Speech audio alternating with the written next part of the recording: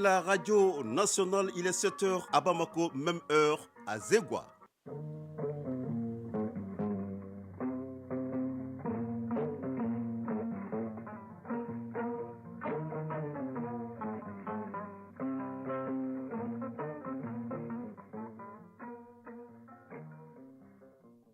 Le journal, Agibou Koulibaly. Les titres.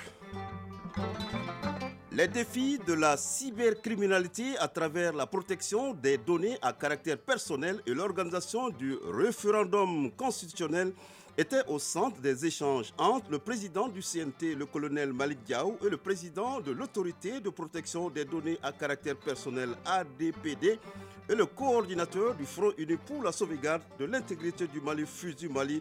On en saura plus avec Tamsir Diabaté en début de journal. Le ministre de la Défense et des anciens combattants, le colonel Sadio Kambara, était dans la cité des Askia pour s'enquérir des conditions de vie et de travail des hommes engagés sur le théâtre des opérations. Les détails à suivre avec Abdoulaye Sako. À l'international, la Côte d'Ivoire annonce la réouverture de ses frontières terrestres. La fermeture des frontières terrestres en vigueur depuis bientôt 3 ans est désormais levée en raison de l'évolution sanitaire et économique favorable, indique le Conseil des ministres. Et en sport, le futur format de la Coupe du Monde des clubs 2025 est de 32 participants pour la première fois. Et enfin, la chronique judiciaire portera sur le juge constitutionnel. Voilà pour le sommaire, tout de suite, le développement. Bonjour et bienvenue. Nous sommes jeudi 16 février 2023. Comme annoncé dans le sommaire, le président du CNT, le colonel Malick Diaw, a reçu hier en audience le président de l'autorité de protection des données à caractère personnel APDP et le coordinateur du Front uni pour la sauvegarde de l'intégrité du Mali, FUSU Mali. Au cours des échanges, il a été question des réformes pour faire face aux défis de la cybercriminalité et à travers la protection des données à caractère personnel, aussi et surtout de l'organisation du référendum constitutionnel. On en sait plus avec Tamsir Diabaté. Dans un monde où l'identité numérique est la clé qui ouvre toutes les portes, mieux donc de faire de la protection des données une priorité. Et pour ce faire, le président de l'autorité de protection des données à caractère personnel ADPD, accompagné d'une forte délégation, est venu solliciter le soutien du Conseil national de transition. Au nombre des sollicitations, l'on note la loi sur la cybercriminalité et la protection des données à caractère personnel. Dr Mamadou Samasekou, président de l'autorité de protection des données à caractère personnel. Nous sommes convaincus avec l'accompagnement de tous d'apporter des réformes profitables. Et l'autorité de protection des données à caractère personnel est l'une des plus grandes structures du pays qui est très mal connue. Et donc nous avons sollicité leur accompagnement d'abord dans le cadre de la formation. Et même ils ont sollicité une formation, mais également nous accompagner pour la réussite de notre mission. À la suite du président de l'autorité de protection des données à caractère personnel, le président du CNT a reçu en audience les membres du Front uni pour la sauvegarde de l'intégrité du Mali, FUSU Mali. Ils sont venus réaffirmer leur soutien indéfectible aux autorités de la transition. Au cours de cette audience, la question du référendum constitutionnel s'est invitée. Zanga Goïta, coordinateur du Front uni pour la sauvegarde de l'intégrité du Mali, FUSU Mali. Pour FUSU Mali, il faut tourner cette page en organisant vraiment le référendum. Le Mali Koura, là, c'est avec la nouvelle constitution. Donc c'est pourquoi FUSU veut que ce référendum soit tenu. Nous avons rencontré les légitimités traditionnelles pour soutenir ce référendum-là. Le Front uni pour la sauvegarde de l'intégrité du Mali, FUSU Mali, et l'autorité de protection des données à caractère personnel se disent confiants des assurances données par le président du CNT pour relever les défis du moment. Sur le même registre, le président du Conseil économique, social et culturel, Yacouba Katile, a reçu hier le président de l'EGE, l'autorité indépendante de gestion des élections. Il s'agissait pour Maître Moustapha Cissé de présenter les membres du bureau qu'il préside et par la même occasion recueillir les orientations des membres du Conseil économique, social et culturel. Pour plus de précisions, écoutons Maître Moustapha Cissé à sa sortie d'audience. Il est interrogé par notre reporter Modibo Mariko. Présenter les membres de cette prestigieuse autorité administrative indépendante de gestion des élections que connaît notre architecture institutionnelle aujourd'hui et recueillir de M. le Président les conseils, les orientations dont nous avons bénéficié. Cette rencontre a été utile et nécessaire et nous ferons en sorte qu'à l'issue des échéances électorales prévues cette année et l'année prochaine, que véritablement l'EGE puisse prendre son envol et apporter la crédibilité qu'il faut pour le Mali. Nous serons dans le Mali profond et les assurances que nous avons reçues, c'est l'accompagnement sincère, désintéressé et fraternel des hommes et des femmes qui feront que nécessairement nous allons pouvoir profiter d'un encadrement assez conséquent et cohérent dans le Mali profond. Et nous avons écouté le cri de cœur des Maliens de l'extérieur qui sont une composante essentielle aussi de la nation malienne et qui participent aux élections. Ce qui concerne l'élection présidentielle, nous avons des coordinations au niveau des ambassades et des consulats. C'est un avant-goût déjà de ce qui nous attend, mais nous pensons qu'en toute responsabilité, chacun dans son rôle, parti politique, société civile, nous occuperons nos rangs respectifs et avec une administration qui jouera le jeu de l'impartialité, qui jouera le jeu de la responsabilité et de la cohérence avec la loi électorale. Nous allons réussir de bonnes élections dans les mois prochains. Voilà, écho de nos régions. Le ministre de la Défense et des anciens combattants, accompagné d'une forte délégation, s'est rendu au camp Firoun Ag Alinsar de Gao et à la 3e région aérienne. Dans la cité des Escria, le responsable du département de la Défense voulait voir de près les conditions de vie et de travail des hommes engagés sur le théâtre des opérations. Retour sur cette visite du ministre de la Défense et des anciens combattants, le colonel Sadio Kamara, à Gao avec nos envoyés spéciaux Djeli Magan Diabaté et Abdoulaye Sako. Dans la cité des Askia, c'est un militaire aguerri doublé de la casquette de ministre de la Défense qui est accueilli. La réalité du terrain, il la connaît pour avoir passé des années sur le théâtre. Le colonel Sadio Kamara, en plus de la réception des équipements militaires, a eu les mots justes pour non seulement féliciter les hommes, mais les exhorter à plus de vigilance et de courage dans la lutte contre la sempiternelle question de lutte contre le terrorisme. In fine, une armée au service de la population. Colonel Sadio Kamara, ministre de la Défense et des anciens combattants. Les ambitions des autorités de la transition sont de fédérer tous les Maliens pour que nous puissions ensemble relever les défis auxquels le Mali est confronté. Nous ne ferons aucune différence de région, de religion ni de mode de vie. C'est pourquoi nous avons reçu l'instruction du chef suprême des armées, son Excellence le colonel Assimi Goïta, président de la transition, chef de l'État, d'être au plus près des populations les plus éprouvées pour les aider à les sécuriser. L'une des ambitions des autorités de la transition est de doter l'armée malienne des infrastructures adéquates. Le ministre de la Défense a eu l'occasion de visiter les différents chantiers en cours dans la 3e région aérienne et le nouveau bâtiment dédié à l'accueil des hôtes. Hier, dans le cadre de l'application de l'arrêté interministériel interdisant l'importation, la distribution, la vente et l'usage de la chichia ou tout autre appareil similaire sur l'étendue du territoire national qui est en vigueur, la direction de l'Office central des stupéfiants à travers ses antennes de Bamako a effectué une patrouille de grande envergure, une descente qui a abouti à plusieurs interpellations et la saisie d'énormes quantités de chicha. Salom Konaté a suivi l'équipe de la direction de l'Office central des stupéfiants. Reportage. Le 15 août 2022, un arrêté interministériel du gouvernement interdisait l'importation, la distribution, la vente et l'usage de la chicha sur toute l'étendue du territoire national est émis par les autorités de la transition. Puis, Un délai de 6 mois est accordé aux concernés pour se conformer aux dispositions. Date d'entrée en vigueur, c'est 15 février 2023. C'est dans le cadre de l'application d'IDI arrêté que les agents de l'Office central des stupéfiants, avec à leur tête le lieutenant-colonel Silima Sangari, chef de renseignement et des opérations de l'OCS, et ses hommes sont mobilisés. L'objet de la mission, c'est de patrouiller en ville pour voir si toutefois les 6 mois de sensibilisation, s'ils ont respecté. La mission doit se dérouler dans la discipline, conformément aux consignes données par le commandement. Donc il faut être ferme mais courtois, en professionnel.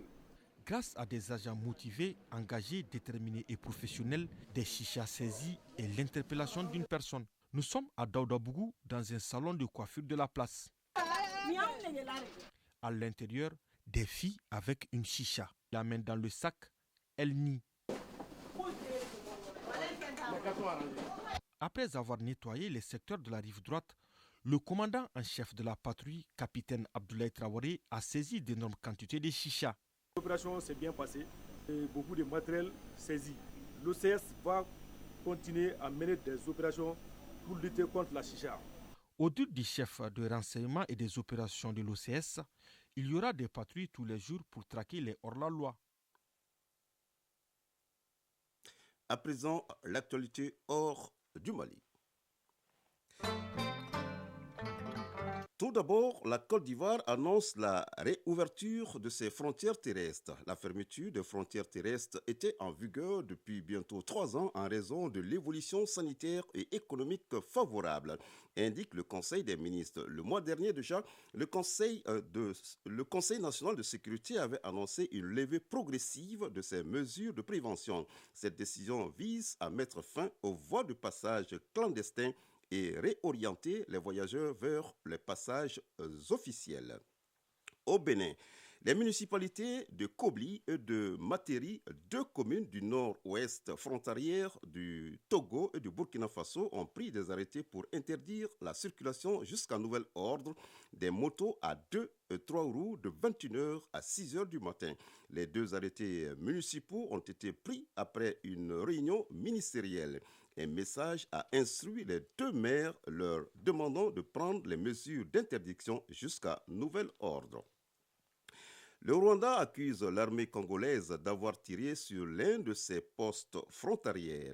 C'est donc un nouvel épisode de tension à la frontière entre le Rwanda et la République démocratique du Congo. Selon Kigali, hier vers 4h30, une dizaine de soldats des forces armées de la République démocratique du Congo ont pénétré la zone neutre et ouvert le feu sur un poste frontière et placé entre le district de Ruzizi, côté Rwanda, et la ville de Bukavu, côté congolais. D'après le communiqué, l'armée rwandaise aurait repliqué jusqu'au retrait des forces armées de la République démocratique du Congo.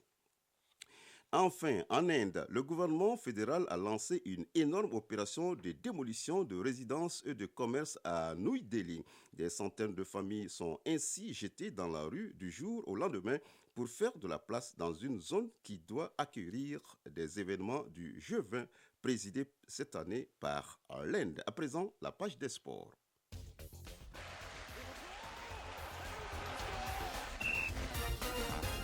Et football, l'instance dirigeante du football, la FIFA, a donné des précisions sur le futur format de la Coupe du Monde des clubs. En remplacement du format actuel, une édition à 32 participants doit avoir lieu pour la première fois en juin-juillet 2025. L'équipe des champions d'Europe des dernières rencontres des 8e de finale aller ont eu lieu hier. Dortmund est vainqueur de Chelsea 1-0 et Benfica a dominé Bruges 2-0. Le résumé de l'actualité sportive, c'est avec Isaac Thienou. Ligue des champions d'Europe. Les dernières rencontres de 8e de finale aller ont eu lieu hier. Grâce à l'exploit de Karim Adeyemi, Dortmund est venu à bout de Chelsea 1-0. Pourtant, Chelsea s'en sortait parfaitement jusque-là. Les Blues ont été chahutés en première période, mais ont su s'accrocher pour ne pas être inquiétés. Les Allemands ont eu la possession, mais sont restés stériles Et ce sont bien les Londoniens qui ont été les plus dangereux. Et Karim Adeyemi est venu les punir dans les temps forts. Dans l'autre rencontre de la Ligue des champions de la soirée, Benfica a maîtrisé Bruges 2-0. Benfica s'est logiquement imposé en Belgique. Les Libois ont dominé dans les grandes largeurs de la rencontre et ont été récompensés lorsque João Mario a transformé un penalty obtenu par Considao Ramos. David Meres s'est chargé de doubler la mise en fin de match après une récupération haute à la 88e minute de jeu. D'autre part, l'instance dirigeante du Ballon Rond a donné des précisions sur le futur format de la Coupe du Monde des clubs. En remplacement du format actuel, une édition à 32 participants doit avoir lieu pour la première fois en juillet 2025 dans un pays déterminé. La FIFA a également tranché concernant la répartition des places par continent. Sans surprise, les clubs européens se taillent la part du lion avec 12 places et représenteront plus d'un tiers des participants à la compétition. Derrière, l'Amérique du Sud obtient 6 places et l'Afrique devra se contenter de 4 places comme l'Asie et l'Amérique du Nord et centrale. Enfin, pour terminer, retenez que hier, la Fédération marocaine de football a annoncé la tenue de 2 matchs amicaux. Le premier opposera donc les demi-finalistes de la Coupe du Monde 2022 au Brésil, première nation mondiale au classement FIFA. Cette affiche aura lieu le 25 mars au Grand Stade de Tanger. Il s'agira de la 3e confrontation de l'histoire entre les deux nations, la première sur le sol marocain. Quelques jours plus tard, les hommes de Walid Regragui se rendront en Espagne pour défier le Pérou le mardi 28 mars au stade Civitas Metropolitano de Madrid. Rappelons que les Lions de l'Atlas sont libres sur les dates FIFA en raison de la suspension du Zimbabwe qui aurait normalement dû être leur adversaire à l'occasion des 3e et 4e journées des éliminatoires de la CAN 2023. Chronique judiciaire. La chronique judiciaire de ce jeudi fait un zoom sur le juge constitutionnel. Parmi les autres catégories de juges, il est chargé de veiller à la constitutionnalité des lois. Il est tenu d'examiner aussi toutes les lois organiques avant leur application. Chronique judiciaire, une réalisation d'Adama Djimde. Au tribunal de grande instance, tout comme au niveau des autres cours et tribunaux, on y rencontre plusieurs types de juges. Cette distinction se fait en fonction du rôle que ces magistrats jouent. Selon les cas, on les appelle les juges au siège, les juges pour enfants, les juges administratifs ou encore les juges constitutionnels. Pour ce dernier cas, c'est le juge de la constitutionnalité des lois. Toutes les lois organiques adoptées par le Parlement ou les CNT sont examinées par le juge constitutionnel avant leur application. Pour les lois ordinaires, cela n'est pas une obligation. Oumar Senou, magistrat à la retraite, consultant. Les lois de la République sont examinées par le juge constitutionnel. Dans certains pays, sa compétence ne s'étend pas uniquement aux lois organiques, mais ça s'étend même aux actes réglementaires et souvent même aux décisions des cours suprêmes lorsque ces décisions portent sur les droits fondamentaux et les libertés publiques. Une loi organique, c'est une loi qui complète la Constitution. C'est une loi également qui précise davantage l'organisation des pouvoirs publics. Y a-t-il une similitude entre le juge de droit commun et le juge constitutionnel? Le juge constitutionnel, c'est un peu, comme le disent certains ouvrages de droit, c'est un peu un juge politique. Le juge de droit commun, c'est d'abord le juge de l'ordre judiciaire ou bien le juge de l'ordre administratif. Ce sont les 3 ordres qu'on a. Le 3e ordre, c'est bien entendu l'ordre comptable. Ce sont des missions différentes. Et les autres juridictions, c'est essentiellement des juridictions de droit commun. Alors le juge constitutionnel, c'est un peu le juge politique suprême. Lorsqu'il proclame définitivement les résultats, le pouvoir est mis en place. En définitive, la justice constitutionnelle est cette partie du droit public qui est chargée de garantir le respect de la Constitution et de sa suprématie sur toutes les autres normes. Cette notion est inhérente à celle de l'état de droit. Voilà, c'est la fin de cette édition. À 7h passées de 18 minutes à Ngalamadimi, c'est à Banamba. Sa mise en onde est assurée par Alou Koulibaly, réalisation et coordination Ousmane Daou, un journal présenté par Agibou Koulibaly, mise en ligne Tamsir Diabaté et toute son équipe. Nous avons eu le plaisir de vous présenter cette première édition à 13h. Rendez-vous pour la 2e de Mali Actualité. Merci de nous avoir accordé de votre temps. Ne décrochez pas tout à l'heure la couleur du temps avec Djeneba Doumbouya, suivi des avis et communiqués, une présentation de Moussa Koulibaly. Nous ne cesserons jamais de dire que la force du Malikoura émane de l'union sacrée des filles et des fils du pays. Cette union donne la force à nos femmes. soutenons les nuits et jours et passez une bonne journée de jeudi en compagnie des programmes de Radio Mali. À nous revoir.